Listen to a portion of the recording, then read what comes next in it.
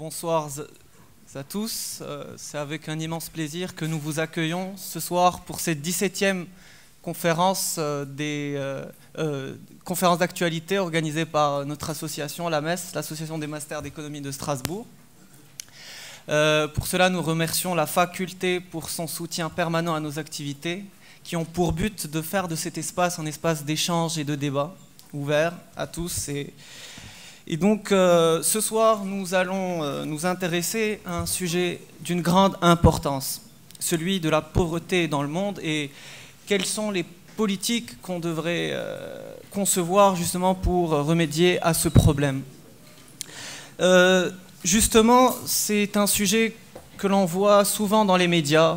On entend souvent des termes comme pauvreté, comme précarité, comme inégalité. Et ce qui est à noter, c'est que ces problématiques ne regardent plus en particulier les pays en voie de développement, mais aussi les pays développés, que ce soit indirectement ou directement, parce que justement on voit aujourd'hui qu'il y a un fossé qui se crée de plus en plus. Aujourd'hui, afin de mieux voir les enjeux de cette problématique, nous avons l'immense plaisir d'accueillir une invitée de prestige, si j'ose dire, Madame Esther Duflo, qui est professeure au MIT. Elle y détient la chaire Abdul-Latif Jamil pour la réduction de la pauvreté et l'économie du développement. Son travail et son dévouement lui ont valu beaucoup de distinctions dans la médaille John Bates Clark en 2010 et le prix de la princesse des Asturies en 2015. Elle est cofondatrice et codirectrice du JIPAL, le laboratoire d'action contre la pauvreté, Abdul-Latif Jamil Poverty Action Lab. Elle s'intéresse à la pauvreté dans le but d'aider à concevoir justement les politiques qui vont dans le sens du règlement de cette problématique-là. Donc elle travaille sur des sujets comme la santé, l'éducation, l'inclusion financière et d'autres sujets.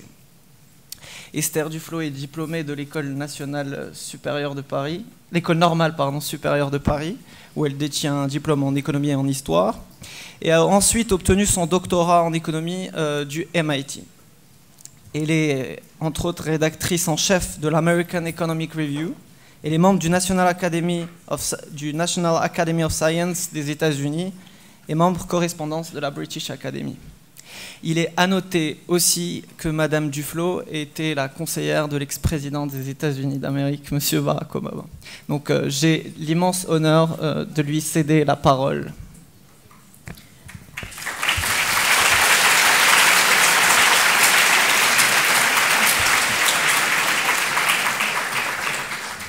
Merci beaucoup, merci de cette invitation. Je tiens à commencer par faire une petite correction factuelle. Je n'étais pas la conseillère de Barack Obama. Je faisais partie d'une commission destinée à repenser l'aide au développement qui a rendu son rapport, mais je ne pense pas que le dit rapport ait été lu. Donc, si vous avez l'impression que vous avez devant vous quelqu'un d'une influence énorme, je pense que vous pouvez repartir. C'est pour ça que vous êtes venus. Je serais déçue.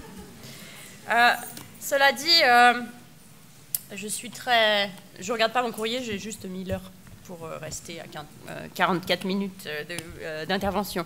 Je suis très contente d'être ici et je vais essayer de vous parler un petit peu aujourd'hui de la manière dont je travaille et en particulier de la question qui était sur l'affiche de faut-il repenser les politiques économiques et peut-être de repenser, de vous expliquer un petit peu quelle était mon évolution à moi sur comment repenser en fait le problème, comment le fait de penser différemment au problème de la pauvreté m'a conduit à penser différemment à ce que pourrait être la politique économique et en particulier pour nous qui habitons dans les pays riches, la politique économique vis-à-vis des pays pauvres. Donc, comme on est à Strasbourg, je ne peux pas ne pas mettre une photo d'Albert Schweitzer sur les transparents. Quand j'étais jeune, j'étais, comme aujourd'hui, très préoccupée par des questions de pauvreté, ayant grandi dans une famille protestante, exposée à ce genre de questions assez tôt. Et donc mes deux héros, c'était Mère Teresa et Albert Schweitzer. Donc l'idée que, voilà, eux, ils font vraiment quelque chose pour aider les gens qui sont dans la pauvreté. Et j'avais une notion de la pauvreté qui était probablement, enfin même très certainement, tout à fait caricaturale, avec l'idée que les gens qui sont pauvres sont des gens qui sont dans le besoin, qui ont des vies qui sont complètement réduites à la recherche d'une survie minimale et qui finalement ont des vies qui sont, non seulement eux sont pauvres, mais leurs vies sont aussi très très pauvres parce qu'elles sont réduites presque à l'entretien de leur corps comme une machine. Donc, et je pensais à des personnes, donc des gens qu'on a besoin d'aider, et des gens comme Mère Teresa et Albert Schweitzer qui viennent de l'extérieur pour apporter à la fois un secours et une science qui n'existerait pas localement. Donc c'est cette espèce de vision un petit peu caricaturale de la pauvreté que j'avais quand j'étais enfant, qui avait au moins le mérite de me forcer à me poser des questions sur la responsabilité que peut-être j'avais étant née par chance dans une famille de classe moyenne, dans un pays riche, alors que j'aurais pu être un de ces enfants qui est né dans une famille pauvre, dans un pays pauvre, avec cette vie complètement minimale qui me serait donnée. Je ne vais pas essayer de jouer la vidéo au cas où il y aurait un problème, mais je vais vous dire ce qu'il y a dessus. Donc vous voyez ce monsieur qui est assez... qui a son costume des années 80. Ça va me dater exactement, mais donc en 1985, j'avais 13 ans. Et c'était un petit peu aussi mon éveil, et peut-être à moins juste comprendre quelle est la pauvreté et avoir Albert Schweitzer et Mère Teresa comme des héros, mais penser plus à avoir peut-être plus d'indignation et plus de réflexion sur qu'est-ce qu'on peut faire, qu'est-ce qu'on doit faire. Et il y a eu deux vidéos, disons, en concurrence à cette époque. La vidéo de Michael Jackson, We Are the World, et la vidéo que je vous ai montrée avec Renaud sur les enfants d'Éthiopie. Vous pouvez essayer de chanter si vous voulez, je ne vais pas vous le faire. L'avantage de vous montrer cette vidéo, c'est que donc il y a la chanson de Renaud, les paroles avec les enfants avec leurs yeux si grands. Le texte c'est loin des villes de nos banlieues, loin du cœur et loin des yeux de nos villes, de nos banlieues, l'Éthiopie meurt peu à peu, peu à peu. C'est ça le texte. Et les images, c'est des images de famine.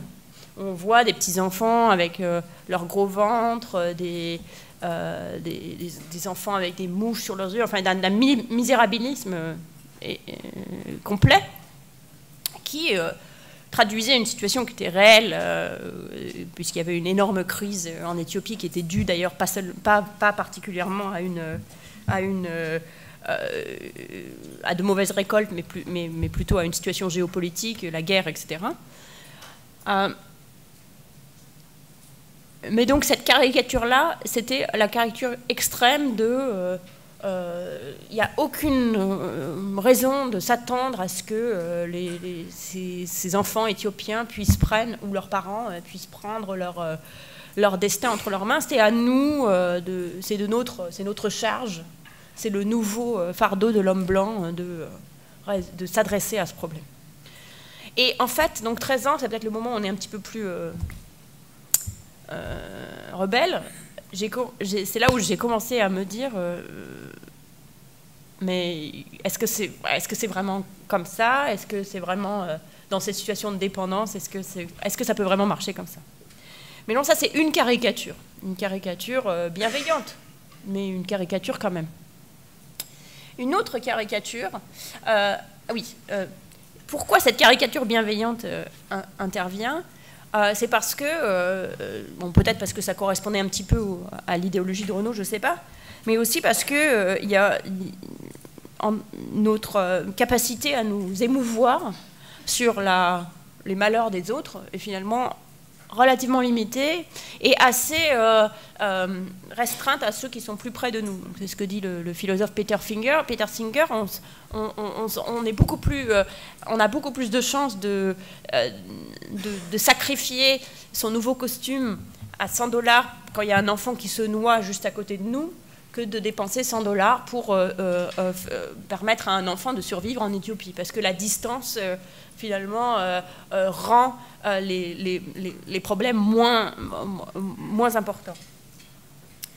Un autre sujet, une autre caractéristique, c'est qu'on a du mal, en tant qu'humain, on a du mal à comprendre et à appréhender des situations collectives. Donc là, il y a eu une expérience très intéressante qui a été faite par une équipe de psychologie à l'Université d'Oregon. Ils viennent de l'Université d'Oregon, mais l'expérience était faite à Wharton, qui est l'expérience suivante. Ils montrent à la cafétéria, où les étudiants sont en train de prendre leur déjeuner, ils se présentent comme cherchant des fonds pour l'organisation Save the Children. Et donc, soit ils montrent une petite fille comme ça, qui s'appelle Rokia, et dit, vous comprenez, cette petite fille, elle est très pauvre, et si vous lui donnez de l'argent, elle va pouvoir aller à l'école, etc. Est-ce que vous pouvez donner un petit peu d'argent pour Rokia? Soit ils parlent d'une situation de famine, avec des millions de gens qui sont en risque de famine. Est-ce que vous pouvez donner quelque chose pour aider ces millions de gens? Donc, donc les gens, soit on reçoit une version avec Rokia, soit on reçoit une version de l'appel avec les millions de gens qui font faillite. Et la question, c'est qui reçoit le plus d'argent? Donc c'est qui reçoit le plus d'argent, à votre avis? C'est Rokia ou c'est les millions qui...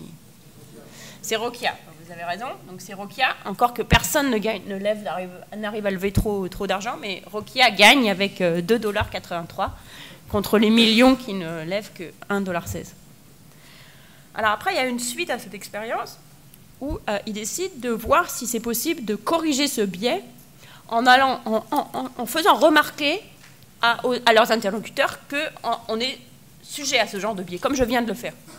On dit, vous savez qu'on a tendance à s'apitoyer plus pour une personne individuelle que pour une situation qui est présentée de manière objective.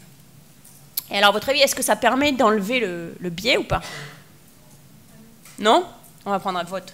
Alors, est-ce que ça permet d'enlever le biais? Non, d'abord, puisque j'ai entendu des noms. Alors, vous ne pouvez pas voter blanc, parce que sinon ça ne marche pas. Donc, soit vous votez non, et après, vous devrez voter oui. OK, oui? On a presque... c'est quand même le non qui gagne, mais pas de beaucoup. Alors, en fait, oui, ça permet d'éviter le biais, mais de manière un peu contre-productive. C'est-à-dire que, du coup, plus personne ne... Enfin, c'est Rokia qui descend.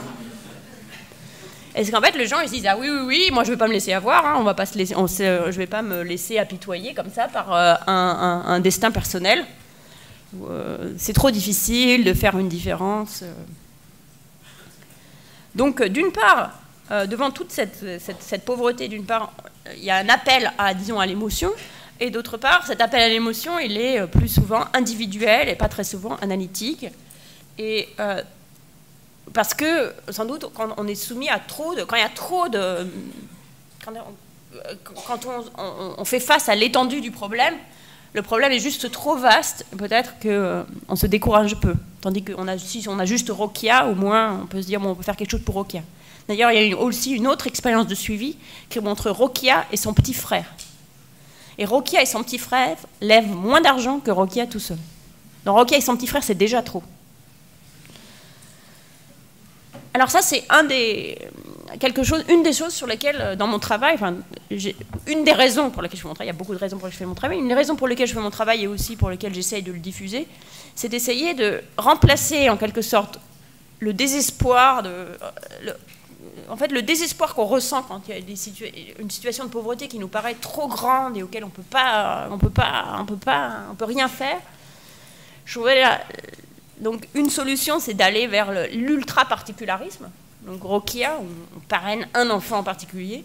Et l'autre solution, c'est de dire, mais en fait, cette situation, ce problème qui paraît immense, en fait, il peut se séparer en un tas de problèmes beaucoup plus gérables et auxquels on peut réfléchir de manière posée et auxquels on peut essayer de répondre. Et dans mon travail, j'essaye de remplacer le problème de qu'est-ce qu'on peut faire contre la pauvreté en général, pas par est-ce que je peux aider chaque enfant individuellement, mais est-ce que je peux essayer de comprendre chaque problème de manière séparée et essayer de les résoudre.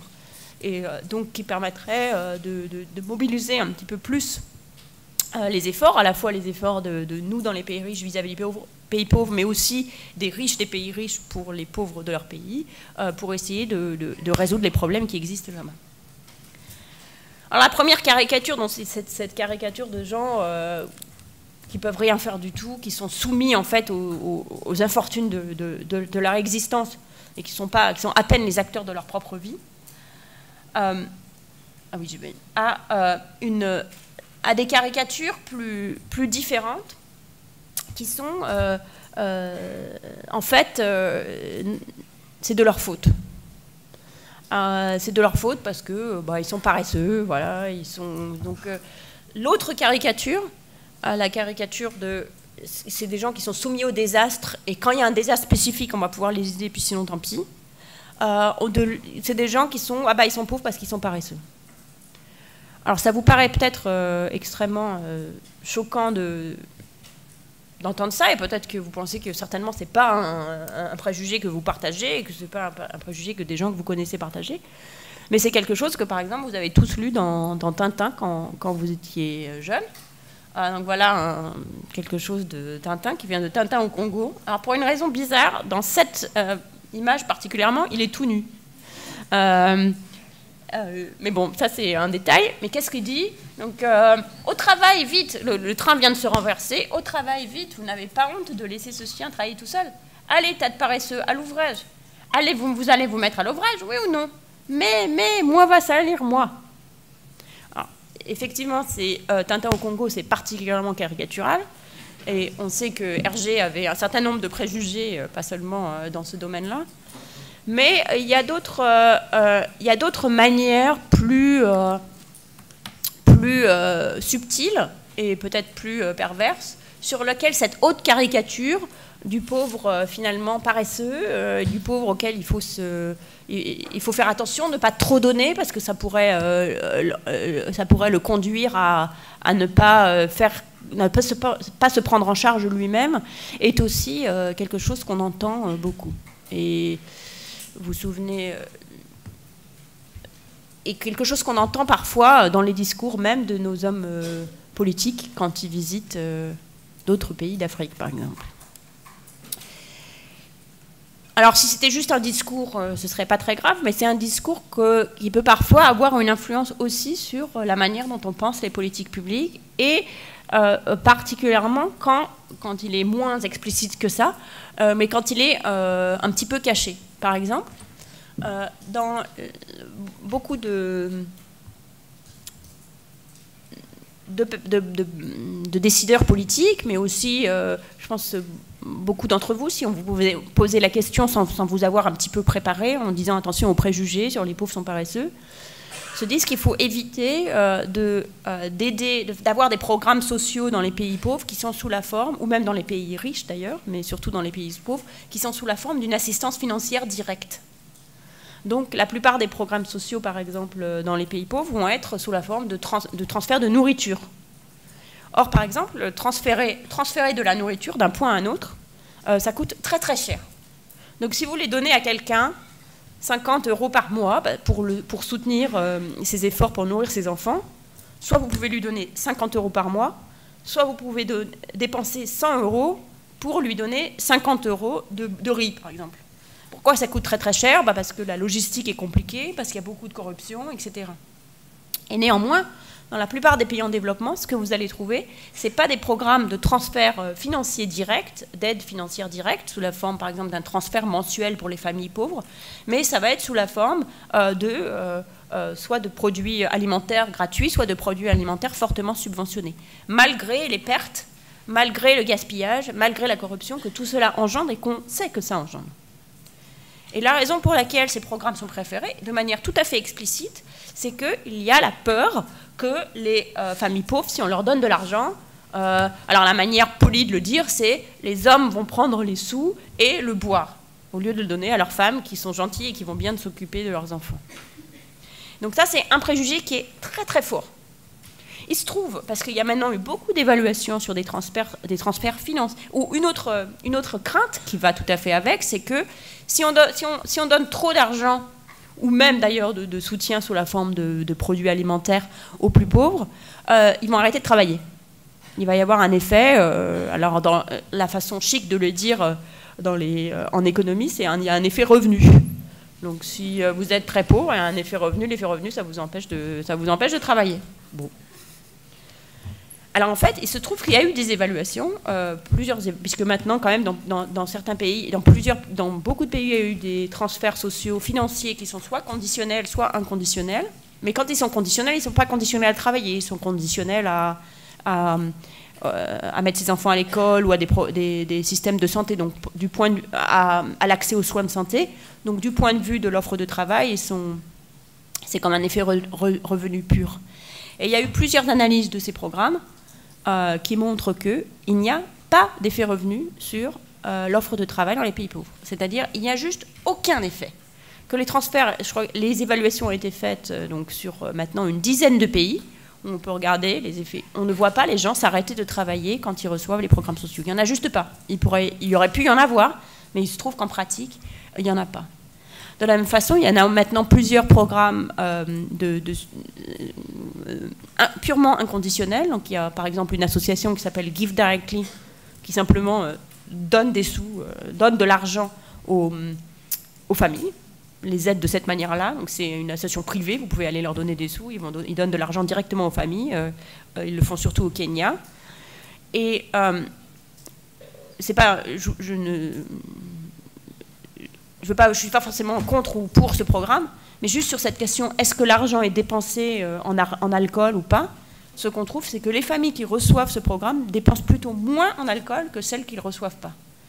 Et la deuxième chose qu'on trouve, c'est que la plupart de cet argent est dépensé en nourriture, et même l'augmentation de la part du budget consacré à la nourriture augmente quand on donne ces transferts financiers aux familles. Donc en fait, les familles dépensent plus en nourriture, même plus que proportionnellement, en réponse à ce transfert financier. Sauf s'il vient sous la forme d'un gros paquet d'argent d'un coup, auquel cas ils s'achètent un toit. On va mettre un toit en tôle ondulée pour mettre au-dessus de leur tête. Donc ces expériences, que ce soit les transferts conditionnels ou les transferts inconditionnels, nous montrent qu'il n'y a pas vraiment de raison de s'inquiéter de ce problème que la politique, donner de l'argent directement, ça rendrait les gens paresseux. Et pourtant, c'est vraiment un principe qui sous-tend la très grande majorité de la manière dont les programmes sociaux sont pensés dans les soucis en développement. Donc c'est pour ça que je vous ai remis cette caricature. Et de temps en temps, quand vous avez un instinct de réfléchir à l'effet possible d'une mesure, je vous encourage à vous rappeler que vous avez tous lu Tintin au Congo et que quelque part dans votre tête, cette caricature est peut-être présente. Et que, comme tous les préjugés sociaux, comme nous disait Durkheim, il faut commencer par l'enlever, mettre les choses à plat et voir comment les choses sont en réalité. Une autre caricature qui est à l'opposé, et qui est plus sympathique dans une certaine mesure, c'est la caricature opposée de dire que les pauvres, en fait, sont des entrepreneurs en puissance, sont tous des Bill Gates qui s'ignorent. Et en voilà quelques exemples là, de femmes et d'hommes tout contents qui vendent quelque chose sur un marché. Et que la conséquence du fait que tous les pauvres soient des entrepreneurs en puissance, c'est qu'il faut sortir de leur chemin. Il n'y a pas le politique social nécessaire. Il suffit de s'assurer qu'ils aient accès à la finance, par exemple sous la forme de microfinance, et ensuite de s'éloigner de leur route. Et tels des petits bolides, sur cette route bien pavée, ils vont parvenir à leur destin. Et ça, c'est aussi une autre caricature. Mon point, c'est que c'est pas qu'il n'y a rien de vrai dans cette caricature, ou même qu'il n'y a rien de vrai dans le risque de paresse ou mais c'est que c'est pas non plus qu'il n'y a rien de vrai dans le fait que la pauvreté change la manière dont les gens peuvent se prendre en main ou pas, mais c'est qu'il ne faut pas être prisonnier d'une façon trop unidimensionnelle d'appréhender la pauvreté. C'est qu'il faut garder en tête que toute personne humaine, pauvre ou riche, est en fait tiraillée par différentes tendances, et que objectiver trop les gens qui sont différents de nous, ça nous empêche de comprendre la richesse et donc la complexité de leurs problèmes. Alors maintenant, pour être plus précis, ce dont je vais parler maintenant, c'est un exemple pour essayer de vous faire, disons, réfléchir à un problème particulier en essayant d'enlever, de ne pas avoir de caricature, justement, de partir des caricatures qu'on peut avoir sur un problème particulier, et aussi de vous faire un petit peu participer au cheminement que moi je peux avoir dans le genre de travail que je fais, où je pars d'essayer vraiment de comprendre la nature d'un problème, réfléchir à des solutions possibles, tester ces solutions-là, et ensuite les généraliser. Et donc j'ai choisi de travailler sur un exemple aujourd'hui, ce soir, avec vous, de choisir juste, au lieu de vous saupoudrer l'exemple, de choisir juste un exemple et d'essayer de le faire un petit peu en détail. Et c'est l'exemple de l'éducation, du problème de l'éducation. Alors aujourd'hui, dans les pays en développement, dans les 20 dernières années, il y a eu un énorme progrès dans la scolarisation des enfants. Donc le problème aujourd'hui de l'éducation dans les pays en développement, ce n'est pas que les enfants ne sont pas à l'école. Sauf dans des situations vraiment extrêmes, soit d'extrême pauvreté, soit de guerre, etc. Les enfants sont presque tous scolarisés, même les filles. Et on a en tout cas au niveau primaire. Donc le problème majeur, c'est plus que les enfants ne vont pas à l'école. Le problème majeur, c'est qu'ils vont à l'école et qu'ils n'y apprennent rien. Donc c'est pas si utile que ça pour eux d'être allés à l'école. Par exemple, en Inde, il y a une association qui s'appelle Pratham, donc vous allez beaucoup entendre parler aujourd'hui, je vais vous en parler beaucoup, qui fait tous les ans, depuis 2005, une énorme enquête en collaboration avec plein de gens localement, dans tous les coins et les recoins de l'Inde, qui est très simple, qui essaye de faire lire un tout petit paragraphe de niveau CP et de faire résoudre des toutes petites opérations aussi de niveau CP ou CE1 à des enfants. Et ce qu'ils trouvent, c'est que en 2005, 42% des enfants scolarisés en CE2 savent lire au niveau CP. Et on arrive à peu près à 50% si on est des enfants scolarisés en CM2, savent lire au niveau CP. Et 25% des enfants scolarisés en CE2 savent faire une soustraction à 2 chiffres avec un reste, genre 47 moins 29. Il n'y a que 25% des enfants de CE2 qui peuvent faire une opération comme ça. Donc c'est vraiment une situation assez catastrophique. Et en 2006, ils ont refait l'enquête, puis en 2007, puis en 2008, etc. Et la courbe, elle est comme ça. En 2010, elle tombe un petit peu. Je vais vous expliquer pourquoi dans une minute. Et puis après, elle repart comme ça. Donc, non seulement, alors que l'Inde devient un pays de plus en plus riche, qu'on voit de plus en plus d'enfants scolarisés, mais de plus en plus scolarisés, le système scolaire a des performances dramatiques. Alors, si c'était que l'Inde, ce serait un problème, parce qu'il y a beaucoup de gens en Inde, mais enfin, ce serait peut-être pas un problème si grave. Mais on trouve exactement le même type de résultats quand des enquêtes du type de Pratham ont été refaites en Afrique de l'Est, au Pakistan, au Bangladesh, etc. Donc, il y a un énorme problème de performance du système scolaire. Alors, partons des préjugés ou des caricatures possibles, des réponses immédiates que différentes personnes peuvent avoir vis-à-vis de ce problème. Et en gros, elles sont de 3 types. Soit les gens se disent que le problème est dû au fait que les enfants ne peuvent pas ou ne veulent pas apprendre. Alors, on blâme jamais les enfants, donc on ne dit pas que ce n'est pas que les enfants qui ne veulent pas apprendre, soit les enfants ne peuvent pas apprendre, soit les parents ne veulent pas les envoyer à l'école. Donc ça, c'est ce que vous diront par exemple les enseignants. On dira on ne peut rien faire, ils sont absents la moitié du temps. Alors si c'est généreux, ils sont malades. Si c'est pas généreux, les parents en ont besoin pour travailler, etc. Je pense que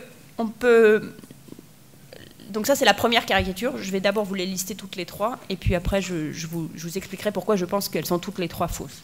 Donc ça, c'est la première caricature que vous entendrez le plus facilement auprès des enseignants, mais pas seulement. Par exemple, Bill Gates est allé en Inde il n'y a pas très longtemps. Il avait tout un discours pour expliquer que la nutrition était essentielle, parce que c'était à cause d'une mauvaise nutrition que les enfants n'arrivaient pas à apprendre à l'école.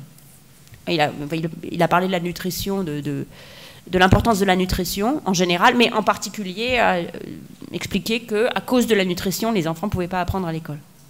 Donc c'est une manière, je mets cette phrase de Bill Gates dans la catégorie 1. Les enfants sont bêtes en fait, parce qu'on ne les a pas assez nourris quand ils étaient petits ou pour une autre raison. Deuxième possibilité, qu'on entend plutôt à gauche du spectre politique, les enseignants ne sont pas assez payés. Voilà, ou il n'y en a pas assez. Deuxième catégorie, soit il n'y a pas assez d'enseignants, soit on ne les paye pas assez, ou soit ils ne sont pas assez qualifiés. Bon, je vais vous expliquer je vais essayer de vous démontrer que ce n'est pas du tout le problème. Troisième possibilité, qu'on entend plutôt à droite du spectre politique, c'est que les enseignants sont paresseux. Qu'ils n'ont pas les bonnes incitations, c'est la manière polie de le dire, ou qu'ils sont paresseux. Je ne pense pas non plus que ce soit le problème. Alors pourquoi je ne pense pas que ce soit le premier problème? Je ne pense pas que ce soit les enfants. D'abord parce que l'idée que c'est les parents qui ne veulent pas les envoyer à l'école, etc., est complètement contradictoire avec le fait que tous les enfants sont à l'école. Et quand on interviewe les parents sur leurs aspirations pour les enfants, ils veulent tous que leurs enfants soient teachers. C'est le job, être maître, c'est vraiment le job idéal pour un parent indien pour les enfants, parce qu'il y a la sécurité de l'emploi, c'est bien payé, et, on n'a pas besoin d'énormément travailler non plus, donc c'est vraiment très très bien. Donc les parents ont vraiment complètement acheté l'espoir de l'éducation. Et c'est pour ça que tous les enfants sont scolarisés, même les plus pauvres. Est-ce que les enfants ont du mal à apprendre? Alors là, ce que vous voyez sur cette image, c'est une jeune femme qui travaille avec des petits-enfants pour leur montrer, leur comparer deux types de points. Il y a des points rouges et des points bleus, et l'enfant doit montrer qu'est-ce qu'il y a le plus de points. Et si vous pouvez voir sur l'image, il y a plus de points rouges, et l'enfant, effectivement, montre qu'il y a plus de points rouges. Ça fait partie de toute une série de travaux que j'ai conduits avec Elisabeth Spelke de ce qu'on appelle affectueusement le Baby Lab à Harvard, qui travaille sur le développement cognitif, qu'elle travaillait que aux États-Unis, et que je l'ai encouragée à venir travailler avec moi en Inde. On a fait toute une série d'expériences, en partant de l'idée que les enfants avaient les mêmes connaissances intuitives en mathématiques que partout dans le monde, et qu'on pouvait, en partant de cette observation, d'essayer de construire un petit programme qu'on pouvait faire avec les enfants quand ils avaient 4 ou 5 ans, avant de rentrer dans le système primaire, pour les cultiver, cette connaissance intuitive des mathématiques que tous les enfants ont, indépendamment de leur exposition aux mathématiques formelles, pour essayer d'utiliser ça comme point de départ pour leur réussite, pour qu'ils réussissent mieux à l'école dans le futur. Et ce qu'on a trouvé, c'est que d'abord, quand on compare les enfants à Cambridge, dans un laboratoire à Cambridge, où presque tous les enfants sont les enfants des étudiants en thèse de Cambridge, et les enfants indiens, leur performance sur ces jeux intuitifs, mathématiques, et leur progression est la même. Donc les enfants, mauvaise nutrition ou pas, les pauvres enfants de Delhi ont la même capacité de mathématiques intuitives que les enfants riches de Cambridge. Et ils progressent au même rythme quand on les expose au même matériel. Ensuite, quand ces enfants sont entrés, ils faisaient partie d'une expérience, quand ils sont entrés à l'école, on s'est rendu compte que l'école était incapable d'utiliser ces connaissances pour construire une connaissance mathématique formelle. C'est-à-dire dans notre groupe de traitement où les enfants avaient progressé énormément sur leurs connaissances intuitives, ils n'ont pas fait mieux dans leur performance mathématique formelle, mais ce n'est pas parce qu'eux, ils n'étaient pas capables d'apprendre, puisqu'on voit bien qu'ils sont capables d'apprendre au même niveau que les enfants de Cambridge, c'est parce que le système éducatif a été incapable d'utiliser les connaissances qu'ils avaient pour construire dessus. Donc ça, c'est la première raison pour laquelle je pense que ce n'est pas les enfants. L'autre, c'est celle-là. Donc ça, c'est des enfants qui vendent sur un marché. Et quand les enfants vendent sur un marché, si vous allez sur un marché, que vous voyez un enfant, vous lui demandez 1,5 kg d'aubergines et 300 grammes de tomates, et vous lui donnez 200 roupies, il vous rend le change. Exact, si vous recalculez. Donc ça veut dire que les enfants qui travaillent sur les marchés sont capables de faire de l'arithmétique compliquée extrêmement rapidement. Donc ce qu'on a fait, c'est qu'on est allé chercher ces enfants-là. D'abord, on a testé si c'était vraiment vrai ou si c'était intuitif, en envoyant des gens leur acheter des tomates et des aubergines, ou ce qu'ils vendaient. À chaque fois, 2 produits, des quantités un peu bizarres, genre 750 grammes, 303 grammes, etc., pour les forcer à faire le calcul compliqué, et leur donnant plus d'argent qui leur force à faire une soustraction. Donc on a une application de la règle de 3, une multiplication, une soustraction. Et une fois qu'ils ont fait ces 3 opérations, on les prend à part et on leur demande de faire des opérations mathématiques simples, mais formelles, du style une soustraction ou une division, comme dans le test que Pratham fait dans toute l'Inde. Ensuite, on a fait la même chose, mais avec des écoliers. Alors, les écoliers, on leur fait faire les trucs mathématiques et ensuite on leur fait vendre des choses. Là, dans notre petit marché, là, ils sont en train de vendre des légumes, on leur fait faire des opérations comme ça. Et qu'est-ce qu'on trouve? Eh ben, pour ce qui est des mathématiques formelles, les enfants qui travaillent sur les marchés sont à un niveau bien plus faible que les enfants qui sont à l'école, vraiment bien plus faible. On voit qu'il n'y a que 16% d'entre eux qui peuvent faire une division simple, alors qu'il y a 57% des enfants qui sont à l'école qui y arrivent à Delhi, dans ce sample de Delhi. Mais par contre, les enfants scolarisés, quand on essaye de leur faire travailler, leur faire résoudre leurs problèmes de marché, ils ont besoin d'un papier, un crayon et de faire ce genre d'opération. Par exemple, pour faire 25 x 10, il faut qu'ils fassent 25, 25, 25, 25. Puis finalement, ils se trompent, ils trouvent 215. Donc, les enfants qui sont à l'école, 2 choses. D'abord, ils prennent 3 minutes ou 5 minutes pour résoudre le problème, ce qui, sur un marché, pourrait absolument pas le faire.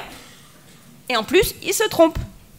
Quand on compare les enfants, les market children, regardez la transaction numéro 2 et numéro 3, 95% des cas, ils ont raison. Je peux vous expliquer pourquoi la 1 est plus faible, mais on n'a pas trop le temps, donc faites-moi confiance, regardons la 2 et la 3. 95% des cas, ils ont raison. Ils trouvent la bonne réponse, et presque instantanément.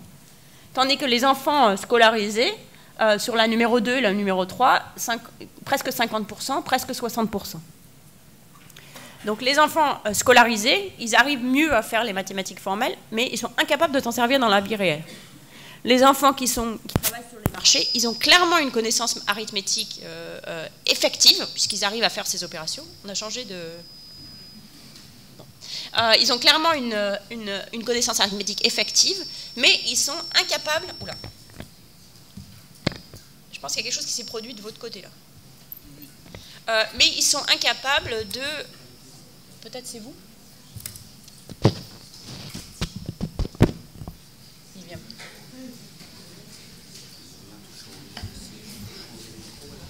Pardon? Oui, je peux changer.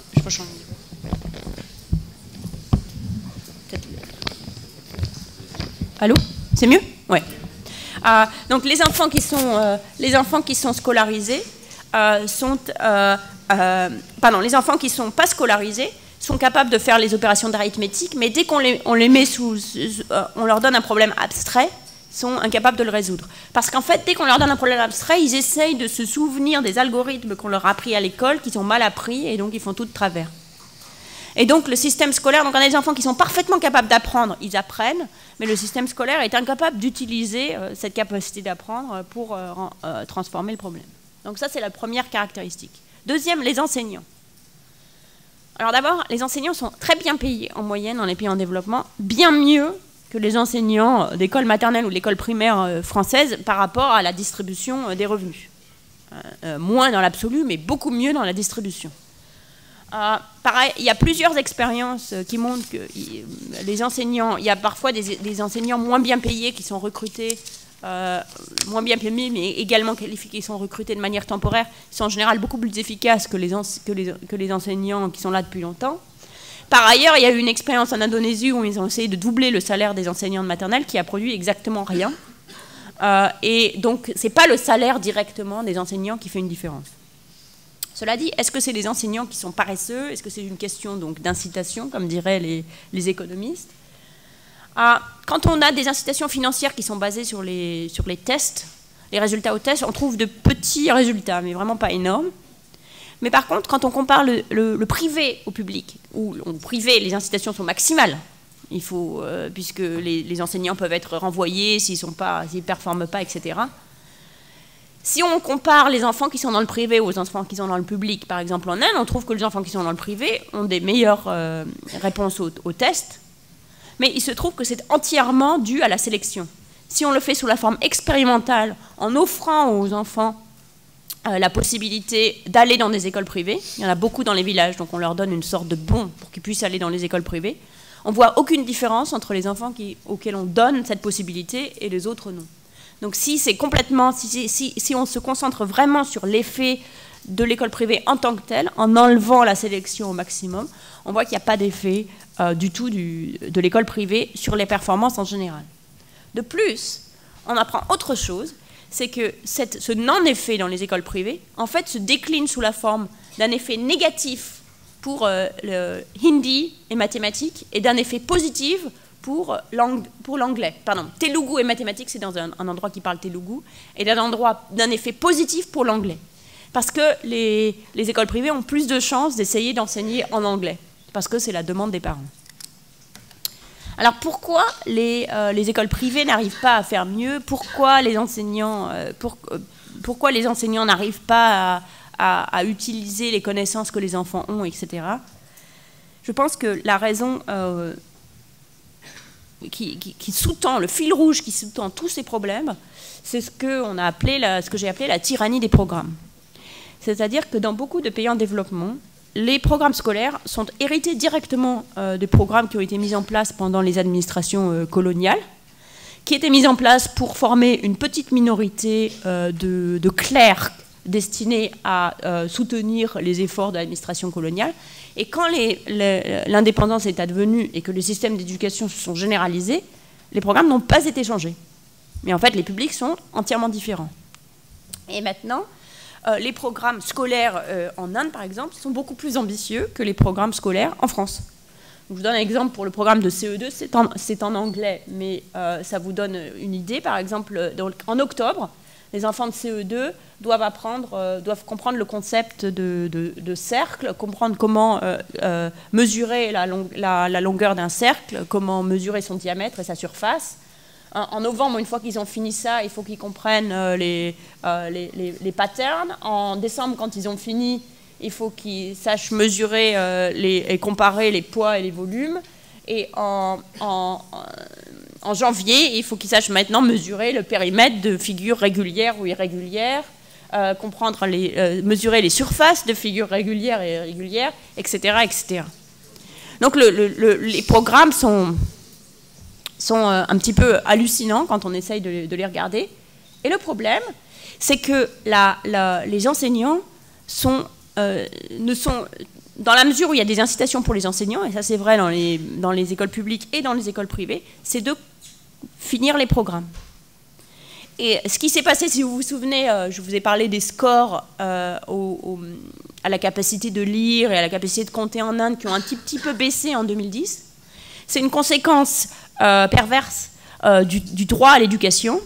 L'Inde a passé quelque chose qui s'appelle Right to Education Act, c'est-à-dire l'acte pour le droit à l'éducation, qui, entre autres choses, stipulait qu'il était de l'obligation légale pour les enseignants de finir les programmes. Et du coup, il y a eu encore plus d'emphase sur finir le programme, qui est la priorité numéro 1, 2 et 3 des enseignants.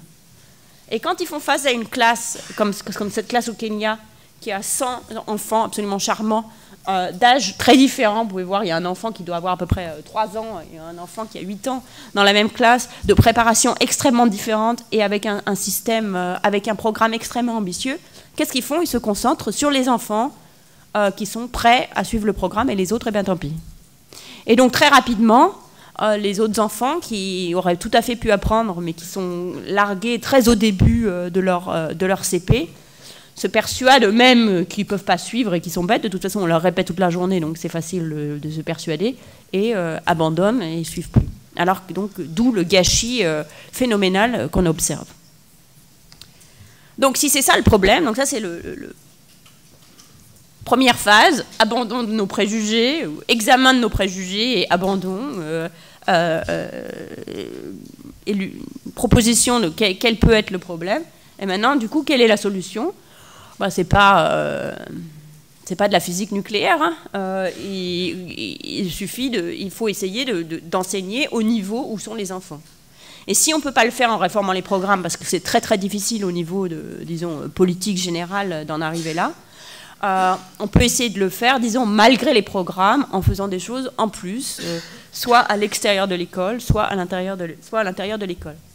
Et c'est ce que propose l'organisation Pratham, qui est une toute petite ONG en Inde qui travaille à peu près avec 40 millions d'enfants, qui a mis en place ce programme où, en gros, d'abord, on prend les enfants, on fait des tests pour les grouper par niveau, pas par âge. Ensuite, il y a des activités adaptées à ce niveau. Et puis, il y a des regroupements fréquents parce qu'en fait, il se trouve que si on enseigne aux enfants à leur niveau, il y a des enfants qui progressent très très vite et du coup, on les fait repasser, on les fait changer de niveau. Alors, on a évalué ce programme d'abord à une échelle relativement limitée, sous la forme d'expériences aléatoires, qui est un petit peu l'approche scientifique avec laquelle j'essaye de travailler. Donc, je vous donne un exemple de comment ça pourrait marcher.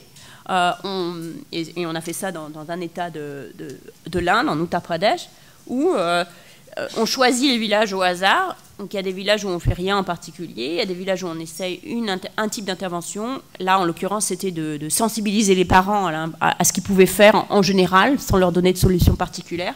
Et le troisième programme, c'était de faire la même chose, mais en leur donnant, en leur proposant d'envoyer des jeunes volontaires pour apprendre à mettre en place cette pédagogie Pratham dans des camps. Et ce qu'on a trouvé avec cette expérience qui était faite sur à peu près 200 villages, c'est de gros effets de cette méthode Pratham. Et ce genre de méthode, c'est ce que je fais en fait dans ma vie courante. J'essaye d'évaluer l'impact des politiques ou des propositions que certaines personnes peuvent avoir avec cette méthode d'évaluation aléatoire, qui permet de comparer des choses strictement comparables. Et c'est aussi ce que fait le réseau JIPAL, dont, comme vous avez rappelé, je suis une des directrices, qui fait ça avec des tas de partenaires dans tout le monde et qui donc fait ça dans plusieurs secteurs et dans le reste du monde. Alors, comme on avait trouvé que les programmes d'enseignement ciblé étaient efficaces, d'abord, on l'a trouvé dans 2 villes, Gujarat et Mumbai, puis ensuite dans un milieu rural dans l'Uttar Pradesh. Pratham a voulu passer à la vitesse supérieure en disant le problème de faire ça à l'extérieur de l'école, c'est que tout le monde ne vient pas. Et du coup, l'effet moyen est plus faible que ce qu'on pourrait obtenir, parce que l'effet moyen, c'est la multiplication de la proportion des enfants qui viennent effectivement, et ensuite de l'effet sur les enfants qui sont venus. Donc du coup, il y a eu un effort de Pratham d'essayer de travailler en collaboration avec le système gouvernemental. Mais là, le problème, quand on passe par l'école publique, c'est comment persuader les enseignants d'introduire cette pédagogie dans leur système. Comme j'ai plus beaucoup de temps, je vais pas je vais vous passer un petit peu les détails, mais le résumé, c'est que la première vague d'expérience a été un petit peu un désastre. Parce qu'en fait, ce problème de plomberie, qui est de passer d'une preuve, d'un concept possible qui peut marcher, s'il est appliqué aux enfants, à le faire adopter comme faisant partie de la journée normale d'un enseignant ou d'une école. Oui, je vais m'arrêter. Je te promets. N'a pas... c'est tellement... du coup, il s'est arrêté tout seul. Ok, bon, je vais vraiment m'arrêter. Donc, je vais finir ça. Je peux finir sans les transparents. Ça, je ne savais pas hein, que mes transparents allaient aussi s'arrêter à 45 minutes exactement. Donc, les enseignants, en fait, donc on a fait une première série d'expériences avec les enseignants. C'est pas grave, je peux parler sans transparent. On a fait une première série d'expériences en faisant une formation pour les enseignants, puis les renvoyant dans leurs écoles. Et ça n'a pas du tout marché, ça n'a eu aucun effet. Et pourquoi ça n'a eu aucun effet? Parce qu'en fait, les enseignants n'ont pas du tout appliqué la méthode. Quand on est allé faire des visites sur le terrain pour voir, on s'est rendu compte qu'ils n'appliquaient absolument pas la méthode. Alors qu'en fait, alors que pendant les formations, ils étaient ravis, ils trouvaient que c'était formidable, etc. Mais quand ils sont revenus dans leurs écoles, ils n'appliquaient pas du tout la méthode. Alors après, Pratham leur a demandé pourquoi. Ils ont dit, mais oui, mais c'est bien gentil, vos jeux, nous on aime beaucoup, mais on n'a pas du tout le temps. Il faut qu'on finisse le programme. Donc, il n'y avait absolument pas de... Bien que le programme soit soutenu en principe par la hiérarchie, comme ça c'était en plus de ce qu'ils font en général, et sans changement de ce qui était attendu, les enseignants, pour eux, rien ne s'était produit. Donc du coup, on a refait une série d'expériences en changeant la nature du programme. Avec 2 modèles, en fait, on est allé dans 2 directions opposées. Soit utiliser l'école comme lieu, mais pas les enseignants, en leur disant, les enseignants, maintenant, vous pouvez faire autre chose pendant 10 jours. L'équipe de Pratham reprend le contrôle et se concentre entièrement sur ses activités. Donc sur la forme de stage, en quelque sorte, intensif dans les écoles pendant le temps scolaire. Soit avec les enseignants, mais en faisant 2 choses différentes. D'une part, réservant 1 heure par jour, tous les jours, en disant, voilà, vous avez 3 heures pour faire votre programme et 1 heure pour faire ces activités. Et en formant aussi les inspecteurs, qui sont le maillon au-dessus, en les faisant participer au programme, etc., parce que ça permet de transmettre le message que vraiment on s'attend à ce que ça fasse partie de leur job. Et quand on a fait ça, finalement, le programme a été mis en place et du coup, on a eu le genre d'effet positif qu'on avait eu dans les expériences précédentes.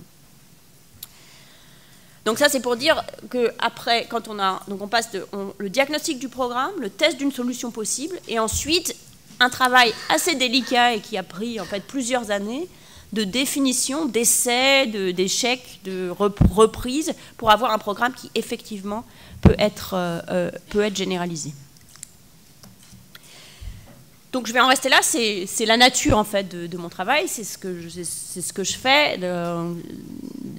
L'objectif, disons, la raison, c'est encore en quelque sorte l'inspiration de Mère Teresa et Albert Schweitzer d'essayer de faire une différence qui m'anime dans mon travail, mais d'une manière, je pense, assez différente dans le sens où je me suis rendu compte qu'il est plus prudent de ne rien supposer acquis, et en particulier de supposer qu'aucune solution va marcher a priori, qu'il faut vraiment prendre le temps de les élaborer avec des partenaires locaux et en essayant de comprendre la nature du programme, d'essayer, puis après on se rend compte assez souvent que ce n'était pas ce qu'on pensait, et puis de reprendre, et puis finalement on arrive comme ça à faire des progrès.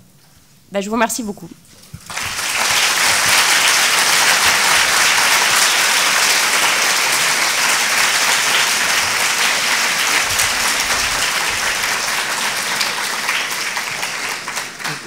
Merci beaucoup pour ce riche exposé qui nous a fait voyager en Inde, entre autres, pour voir justement qu'il y a des choses à faire dans ces problématiques-là.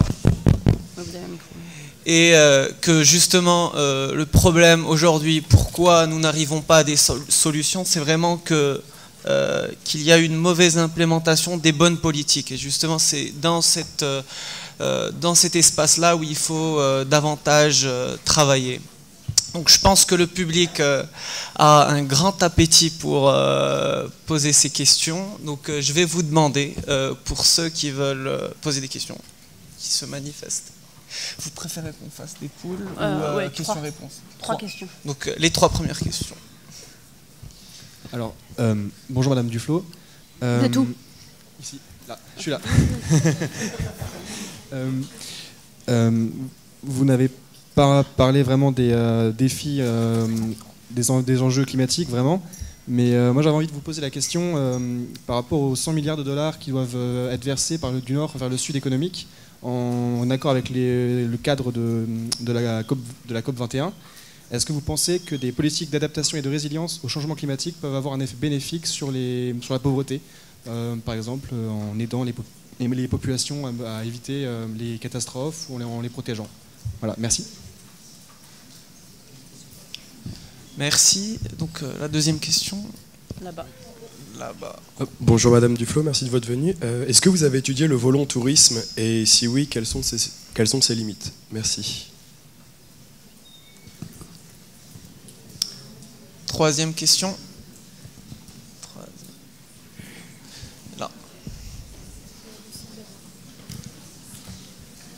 Ah. Oui. À droite. On va commencer par là. Lucille. Allez-y, allez-y. On va respecter les gender balance.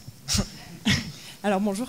Moi je voulais rebondir par rapport à la question de mon camarade. C'était est-ce que vous pensez que lorsque les pays développés aident les pays en développement, il y a un enjeu dans le développement durable, par exemple en apprenant les bonnes pratiques du développement et de quelque chose qui est tourné plus vers l'écologie pour aider justement ces pays qui sont pauvres et qui font face à des gros défis climatiques et environnementaux à justement rebondir sur ces problématiques qui sont finalement des opportunités de développement et d'amélioration. Merci. Merci. Merci beaucoup pour ces questions. Donc, je vais prendre la première et la dernière ensemble puisqu'elles sont tout à fait reliées. Alors, oui, c'est clair que 100 milliards de dollars, ça donne une occasion de faire une différence, non seulement pour l'environnement, mais potentiellement sur la pauvreté, si cet argent est dépensé de manière efficace. Le problème en environnement, c'est que dans beaucoup de cas, on présuppose en fait l'efficacité d'un programme sur la base d'analyses ex ante qui ne sont pas forcément vérifiées ex post. Donc par exemple, on va utiliser une grosse partie de ces 100 milliards de dollars à aider les entreprises des pays pauvres à changer leur équipement pour qu'ils soient moins polluants ou qu'ils émettent moins de CO2. Et l'efficacité a été calculée ex ante sur la base de simulations, disons, d'ingénieurs. Et la question de quelle est l'efficacité réelle après, en réalité sur le terrain de ces fonds se pose très très rarement. Et dans les cas assez rares où ça a été effectivement testé, on s'est rendu compte que les effets sur l'environnement et sur le revenu des entreprises sont en fait beaucoup plus faibles que ces analyses ex ante qui ont été faites ex ante sur la base de rapports d'ingénieurs pouvaient nous laisser penser. Simplement parce que les rapports d'ingénieurs se placent dans les conditions les plus parfaites possibles. Donc, pour utiliser cet argent au mieux et pour en avoir l'effet le plus bénéficiel, pour en tirer le plus de bénéfices possible, il faut le lier avec la deuxième question qui a été posée, c'est-à-dire comment utiliser cet argent pour aider les pays en développement à inventer des solutions de développement qui les aident à gérer la tension qui existe, qui est une tension réelle entre le besoin et le désir de croître, le fait que leurs habitants soient moins pauvres, et la nécessité absolue, qui est en fait plus absolue pour eux que pour qui que ce soit d'autre, puisque les pays en développement souffrent le plus et vont souffrir le plus dans le futur du réchauffement climatique, de trouver un mode de développement qui soit moins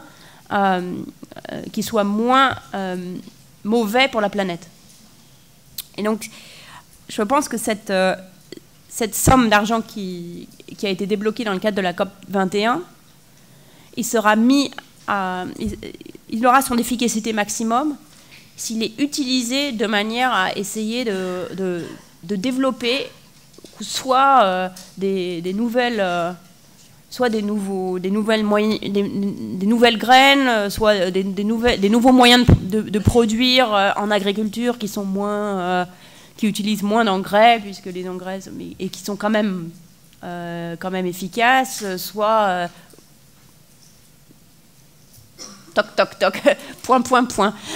des meilleurs moyens pour les gens de se protéger contre les conséquences des dérèglements climatiques, etc.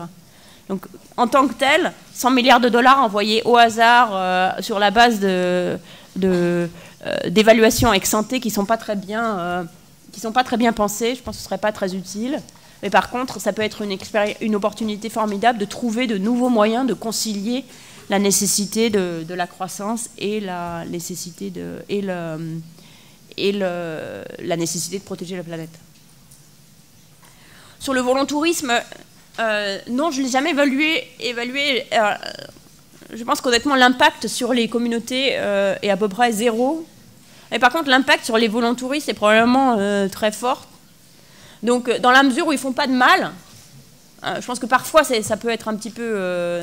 parfois, ça peut même être négatif. Mais s'ils ne sont pas négatifs, si ce n'est pas négatif, si c'est organisé de manière respectueuse des communautés qui reçoivent, je pense que l'impact de ce genre d'expérience pour les jeunes qui participent peut être suffisamment important pour que ça vaille le coup.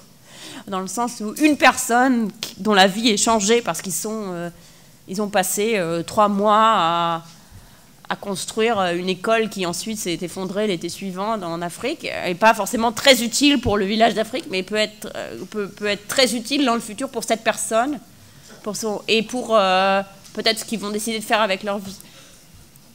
Donc je pense qu'il faut penser les programmes de volontarisme dans cette mesure, dans ce sens-là, juste comme des programmes éducatifs, et d'essayer de le faire en s'assurant que ça n'impose pas un fardeau trop fort aux communautés qui reçoivent ces jeunes gens.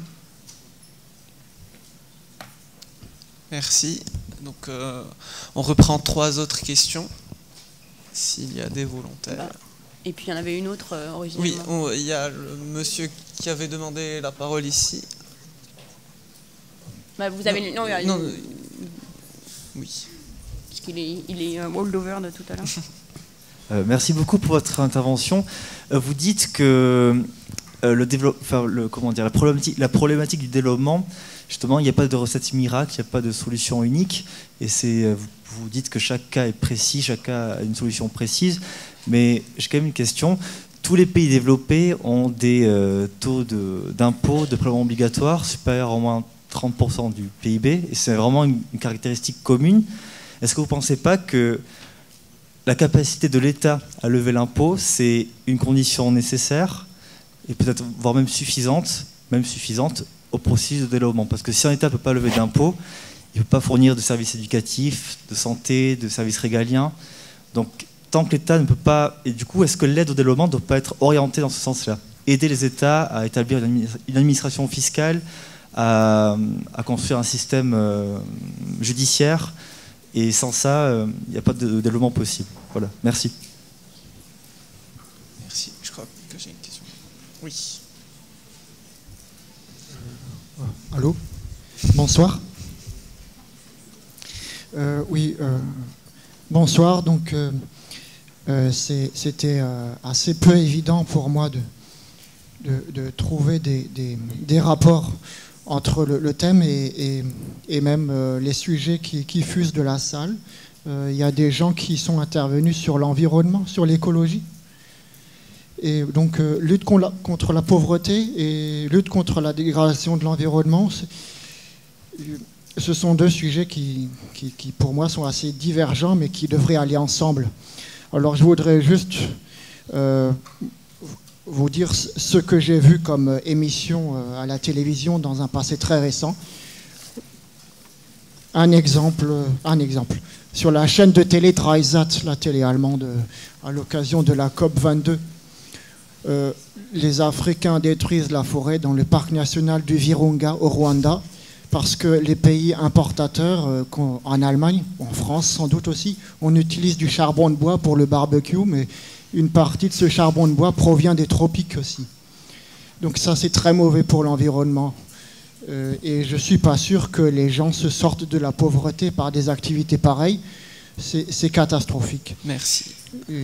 Bon, voilà, je vais abréger parce qu'il y a tellement de problèmes. Hein, voilà. Merci beaucoup. Est-ce qu'il y a une 3e question? Oui, ici. Chut, s'il vous plaît. Bonjour. Je sais que vous avez beaucoup travaillé pour... On n'entend pas? C'est bon là? Okay.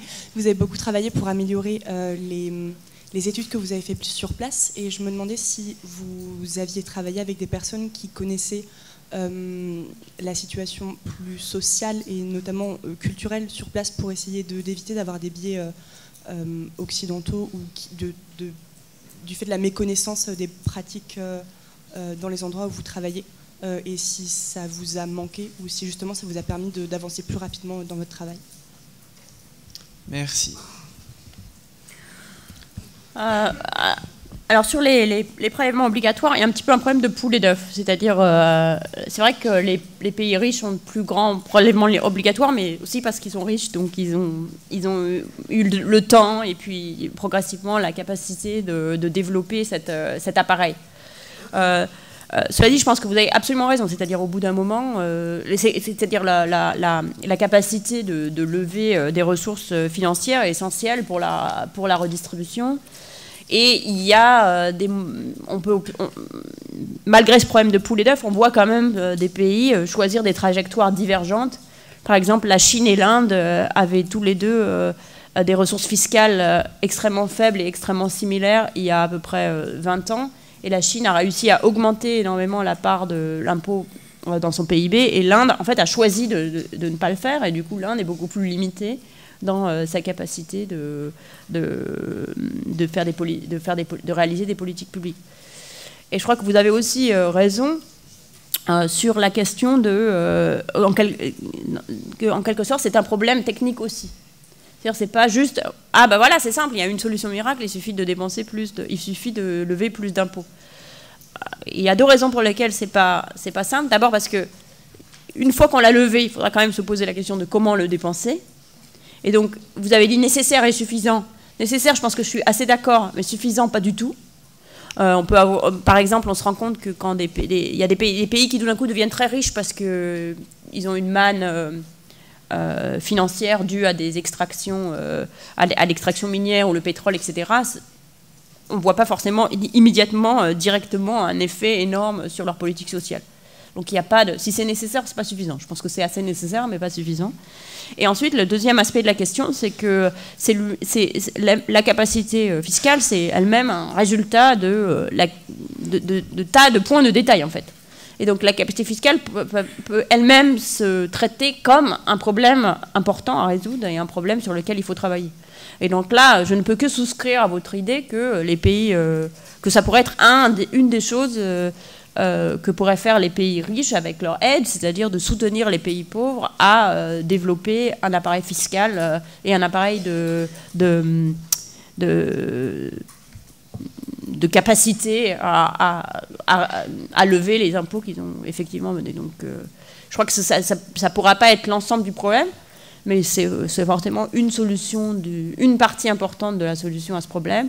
Et d'ailleurs, il y a beaucoup d'économistes qui travaillent sur ce genre de sujet très en détail. Par exemple, Ben Holken et Asim Khwaja au Pakistan sont engagés sur toute une série d'expériences avec l'État du Punjab pour essayer de voir comment on peut améliorer en fait, la collection des revenus fiscaux qui sont prévus. Et ça, c'est le genre de sujet sur lequel moi aussi j'aime beaucoup travailler, qui sont des sujets sur comment aider les gouvernements à faire ce qu'ils ont envie de faire de toute façon.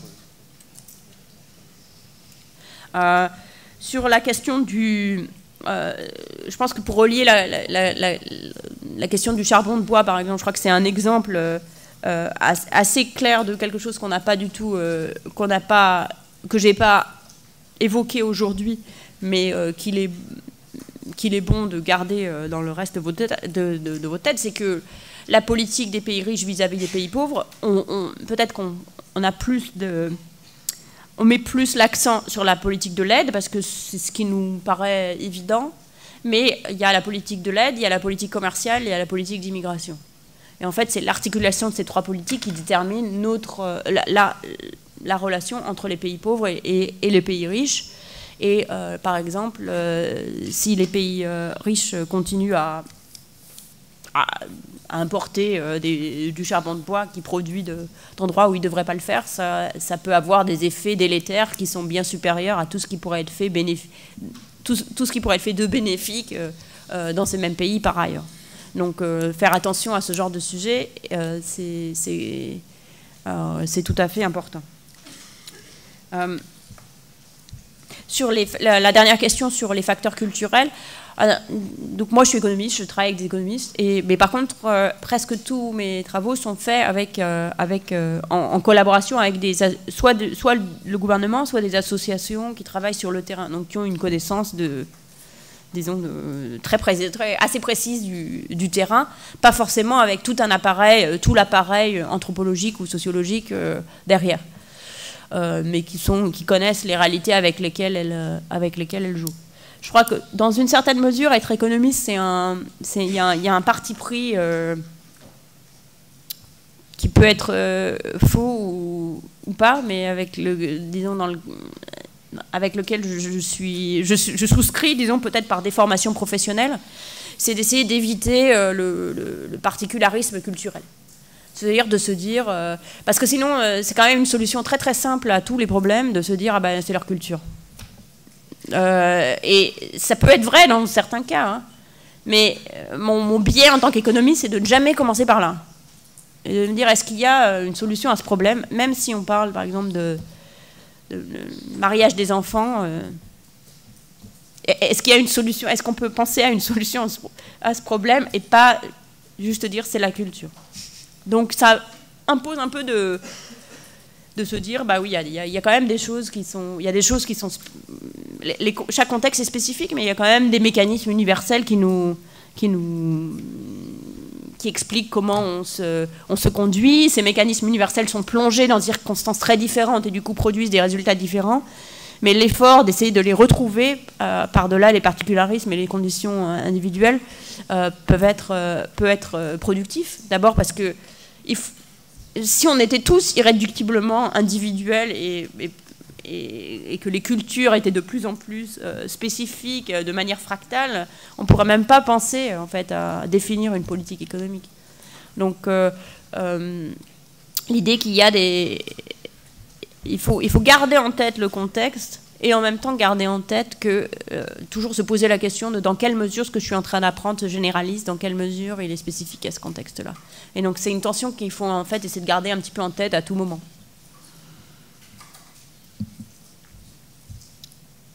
Merci. Alors on m'a dit qu'il y avait 3 questions de l'autre amphi. C'est toujours le cas. Parce qu'on a une audience très large ce soir qui a nécessité...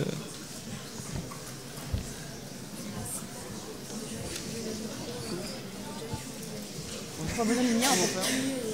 Tu vas donner du neuf, que je prenne vite la parole à la fin, s'échappe. Merci.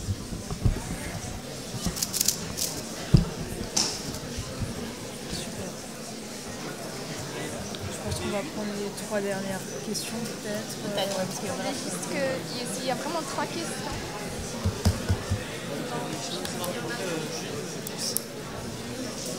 Monsieur Francis, il a aussi une question. Ok.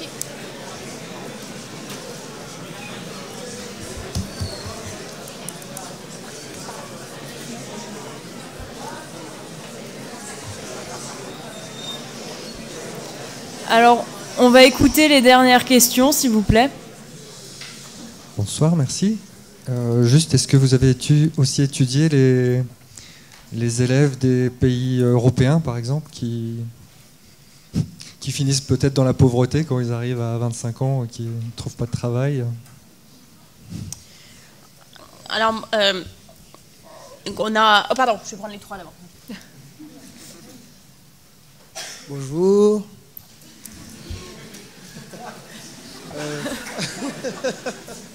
Désolé. En fait, j'ai une question. C'est peut-être une question qui a un peu rien à voir. Mais par exemple, est-ce que vous ne pensez pas que la France, par exemple, dans certains pays en Afrique, je parle surtout de l'Afrique de l'Ouest, est-ce que vous ne pensez pas que, par exemple, mettre fin au franc CFA n'aiderait pas ces pays à se développer d'eux-mêmes, quoi? Voilà. Alors moi je voulais poser comme question, on voit souvent certains pays, voire territoires comme Hong Kong, se spécialiser dans les mathématiques et les sciences dures. Et on voit au contraire certains pays se spécialiser dans les soft skills, le travail d'équipe et les langues.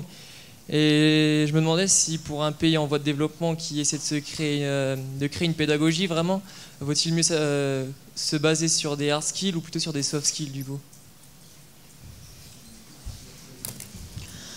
Alors, sur la première question, merci beaucoup d'être venu de loin pour nous poser ces questions. Sur la première question sur l'Europe, oui, moi j'ai un petit peu travaillé sur la France, pas énormément, mais un petit peu. Mais il y a un bureau de JPAL à Paris qui s'appelle JPAL Europe et qui travaille en particulier avec Marc Urgan, on travaille énormément sur les questions d'éducation en France.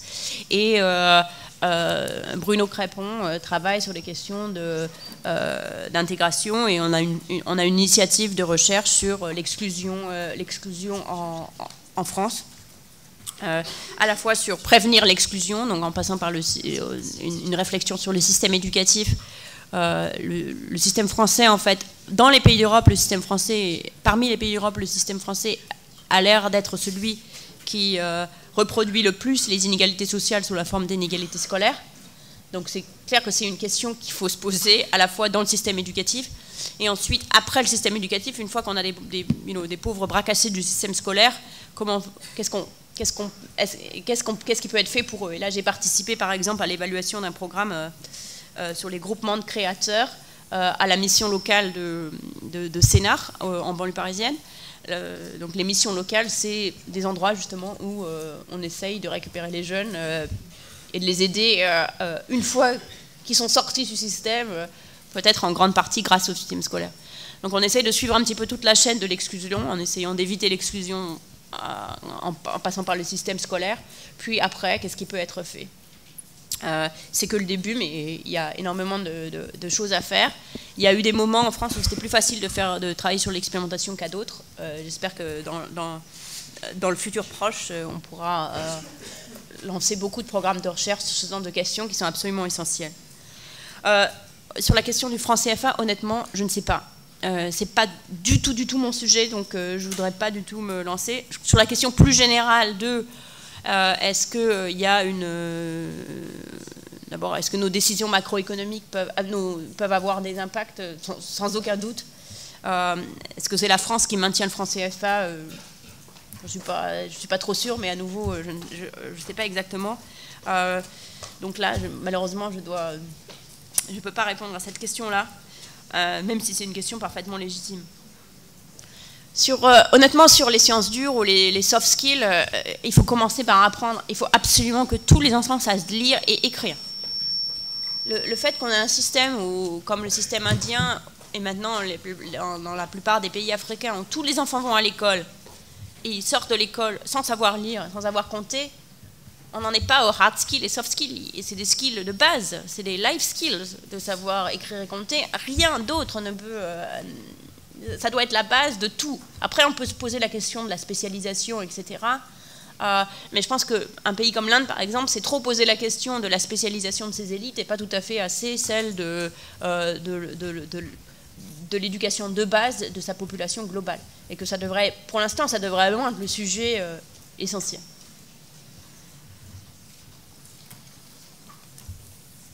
Alors, nous arrivons désormais au terme de cette conférence. Nous tenons à remercier chaleureusement Esther Duflo pour votre intervention qui nous a permis un éclairage nouveau sur les questions de pauvreté ainsi que le rôle des politiques, les politiques économiques. À l'heure où la France et notamment l'Agence française du développement se questionnent sur sa stratégie, il est intéressant de connaître votre avis d'expert sur la question. Au nom de l'Association des masters en économie de Strasbourg, je tiens à remercier Claude Guittard, le doyen de notre faculté, Eulalie Wolf, notre responsable administrative, Amélie Barbier-Gauchard, notre responsable de formation,